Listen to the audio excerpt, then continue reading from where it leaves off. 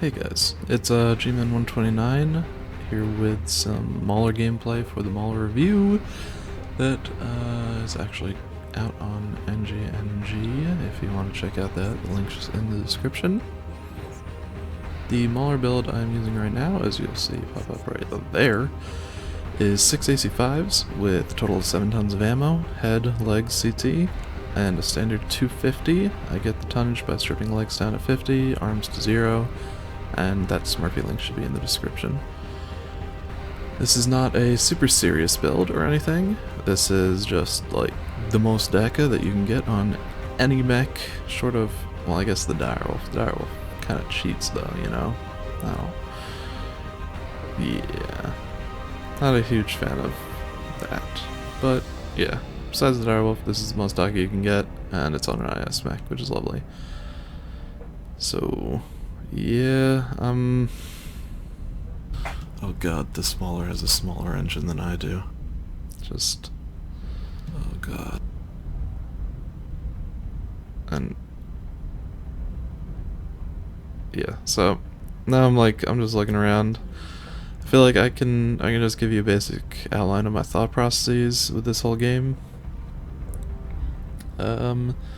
Just trying to get up to the center, want to make sure that our guys in Echo 6 aren't getting cut off or anything. Looking right, see if I can get some pot shots, but nothing really turns up. Like, they're mostly already in the center, or they're behind that big ass wall. So I'm just continuing to the top of the platform, try and establish a position. In general, it's not that great, but in pugs it can be really nice. You can just, sometimes, depending on the situation, as long as you have team support, you can just pop at anyone that decides to come up to try and get at you. But yeah, the Nova, unfortunately one of my shots went through his armpit, but I get to still shoot at this Mauler, and yeah, it forces him off, which is always nice. Gonna keep coming around. Feel like we've got a pretty good position on here. I've got teammates at my side, and at the very least, we are scaring them into running. You'll notice here what I do is I keep firing my right torso, and then I add in the left torso. Most times I would probably just alpha strike, just in case one of the shells got over the lip. I'm not terribly conservative with that kind of stuff. But in this build, it's a bit different. You're very limited on ammo.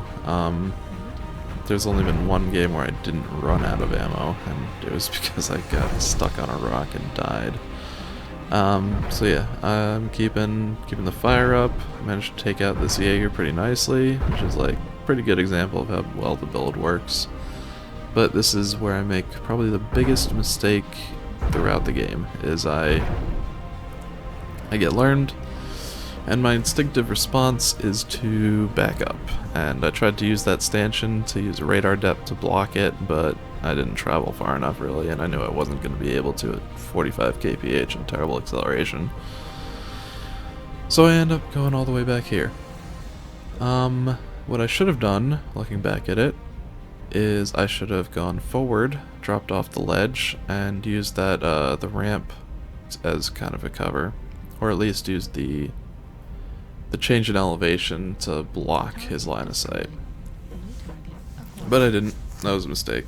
But I'm gonna continue moving around. I'm still pretty fresh, and I'm already like halfway through my ammo, so I feel like I've really got to get in the fight. Looking for shots. Managed to land a couple. I thought the Timberwolf might go up to the platform, so I kept climbing, but he dropped down, much to my dismay. No big deal though, I'll just jump down behind him. And I look right, just like, I don't know, I just felt like doing it, got a free shot on that, and then I just focus on the Timberwolf. Here's another place where I see the stanchion, and I'm like, you know what, that's probably going to block some shots, so I wait a little bit to finish him off. I can afford to, I got plenty of armor. Here's another place. I've noticed a lot of ammo conservancy in this game. I don't usually do that. I usually just kind of spray and pray. But I took out the Kit Fox's left torso, And I figure that probably stripped all his lerms, and so I just left him for the rest of my team before going down here. I figured last time I saw that king crab, he was going down here, so I'm expecting him to see him any second. Unfortunately, I get held up on a lip, which is always fun. I see that I'm going to die if I keep trading against this guy, so I back off for a second. But now I shoot another Stormcrow, which means I can go out and be happy. So yeah, I figure I've only got like 1 or 2 shots left. Well, 1.5 technically. So there's the first, and then there's the half which goes in the wall because my so inconsiderate teammate decided to take the kill. I'm out of ammo, and at this point there's not a whole lot I can do. I still got that strike, but like we're talking about the bottom of Theta.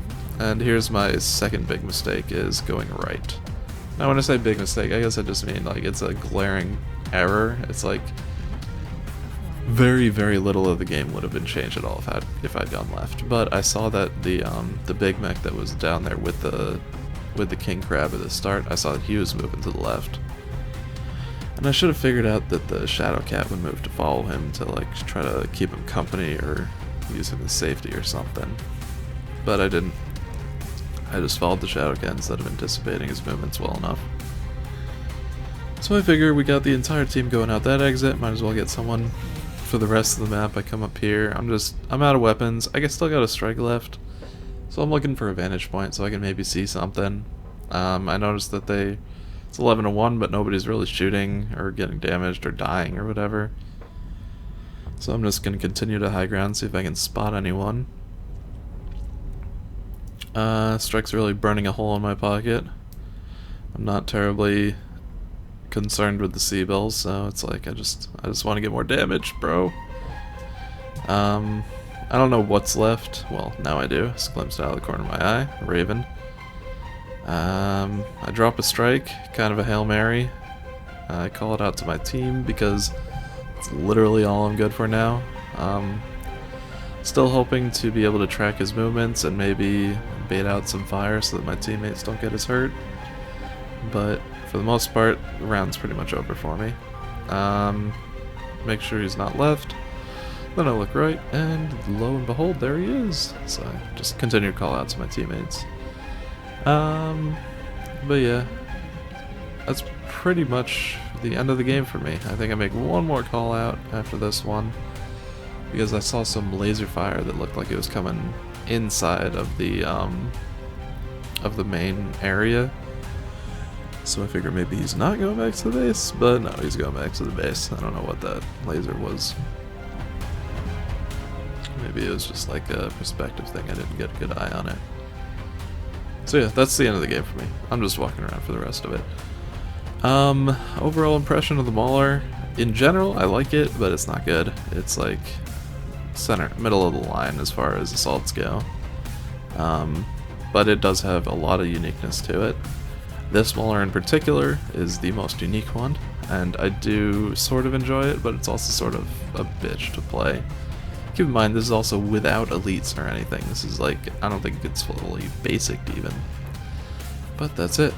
Hope you enjoyed, and yeah, feel free to read the rest of my Mauler review for more in-depth info on the stuff, and stay tuned for a master guide, I guess, to come later this week. Bye.